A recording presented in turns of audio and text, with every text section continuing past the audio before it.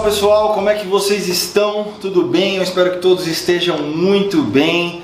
Eu estou muito feliz de estar aqui, eu nem preciso dizer que eu vou passar para vocês, vou ministrar o nosso curso de criminologia do projeto individualizado para concursos. Todas as carreiras policiais em que cai criminologia, os alunos têm uma grande dificuldade, reclamam dessa matéria. Eu não sei se eu tenho alguma coisa de diferente, porque eu sou apaixonado por criminologia. Desculpa falar para vocês, né? É uma matéria que eu adoro ministrar, é uma matéria que, apesar das dificuldades, se você entender a sistematização dela, é uma matéria que é diferente do direito. Ela trata da vida real, ela trata do criminoso, ela trata do crime que o criminoso praticou, ela trata de formas de controle social da criminalidade, trata da vítima. Gente, é uma matéria interessantíssima, ela trata do mundo real. E eu vou deixar isso muito claro para vocês, tá? Eu acredito que vocês vão ter uma nova visão da criminologia, é isso que eu espero, é isso que nós esperamos do PIC, que vocês tenham uma nova relação com a criminologia, que esse curso, essas videoaulas ajudem você a mudar a sua relação com a criminologia, tá bom? Então, sem mais delongas, eu acredito que seria que vocês vão gostar. Se vocês não gostarem, vocês podem reclamar diretamente comigo, com o professor José Eduardo. A gente está aqui sempre à disposição, como a gente está sempre no PIC.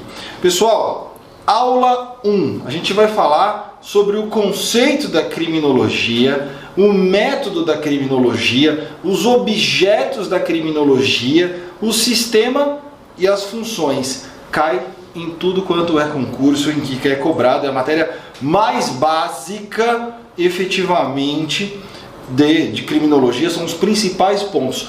Todo concurso cai, qual que é o método da criminologia, o que é o método empírico, o que é o método lógico-dedutivo, a questão da interdisciplinaridade, das finalidades da criminologia, a função, os modelos teóricos também da criminologia, a escola clássica, a escola positiva, gera muita dificuldade isso para os alunos. Quais são os objetos da criminologia e o sistema. Então, está aqui para vocês. Eu sei que vocês vão, a partir de agora, se apaixonar pela criminologia. E nada melhor do que começarmos com o conceito. E a definição do Antônio Garcia Pablos de Molina, professor, efetivamente, muito famoso, é uma definição de criminologia em que nós podemos extrair justamente o conceito da criminologia, o método e o objeto de estudo. Então eu quero que vocês leiam comigo essa definição e eu vou começar mostrando para vocês o que a definição de criminologia vai trazer de conceitos também importantes para o seu estudo.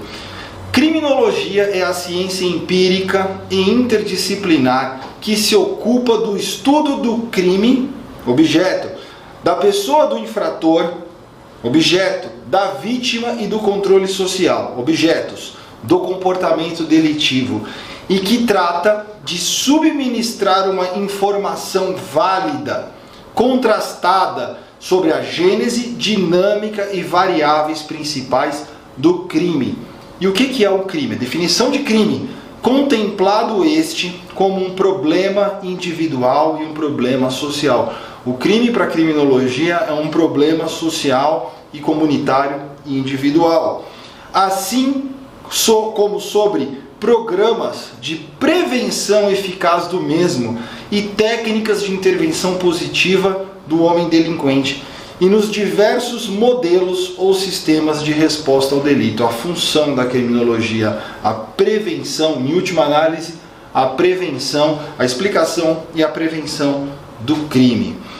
Bom, desse conceito nós extraímos o que então?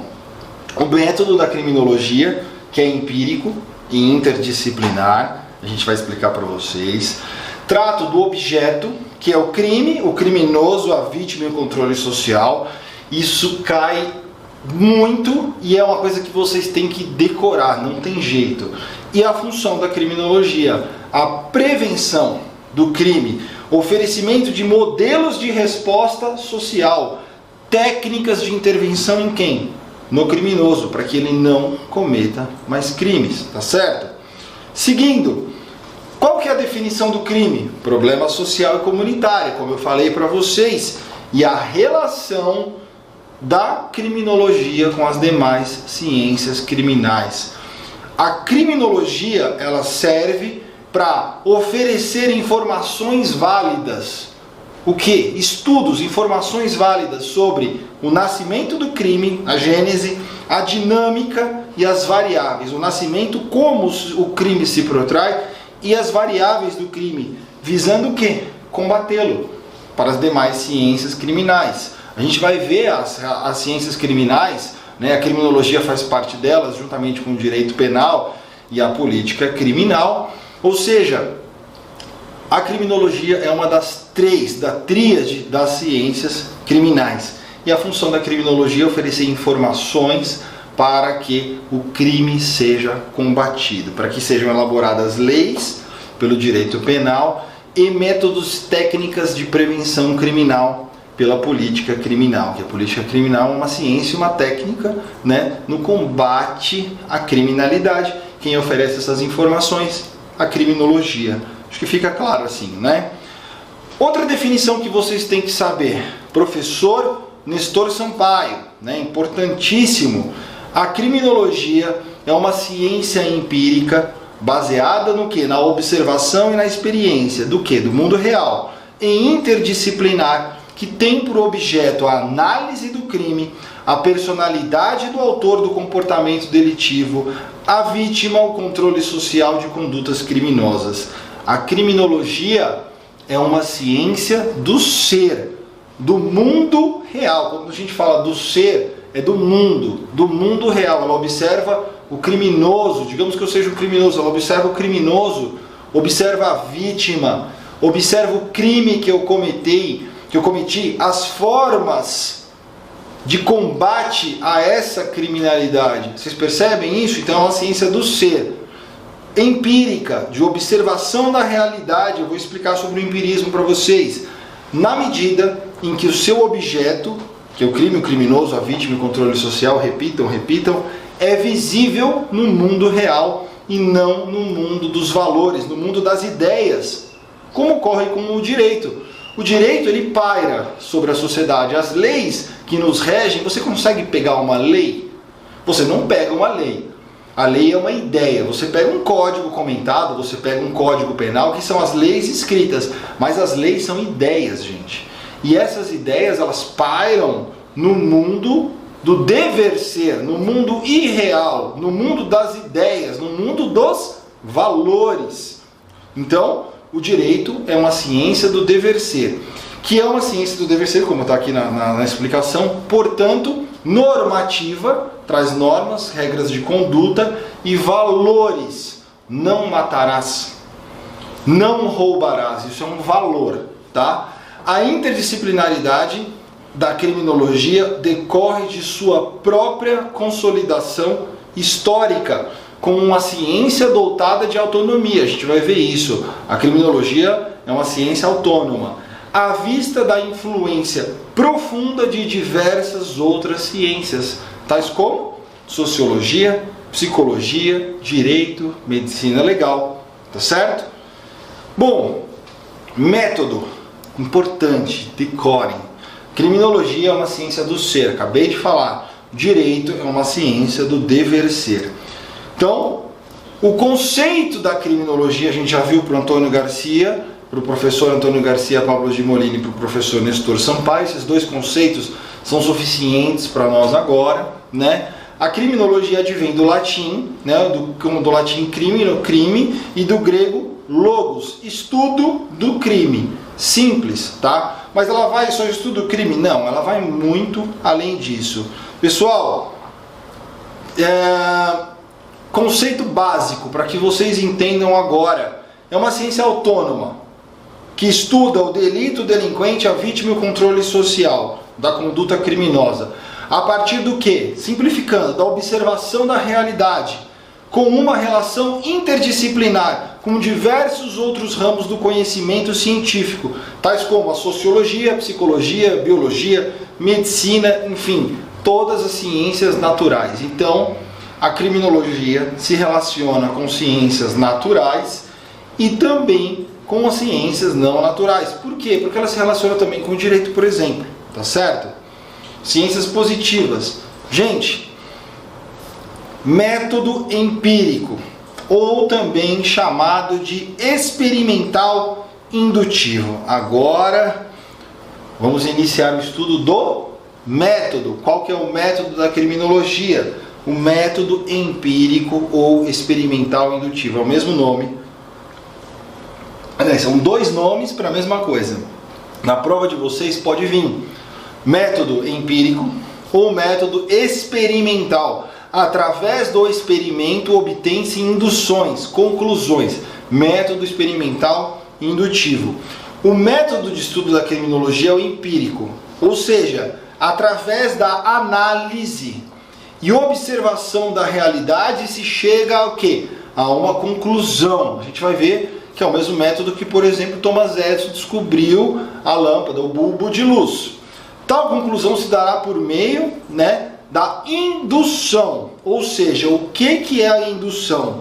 É uma premissa menor buscando uma premissa maior. Baseado no quê? Quod plerunt accidit. Eu não preciso passar latim para vocês. A observação do que? Naquilo que normalmente acontece quando você faz um experimento. O criminólogo busca o quê? Analisar dados fáticos, dados reais para obter as suas conclusões. Então, tá difícil? Vocês não conseguiram entender o que é o método experimental indutivo, o método empírico? Calma.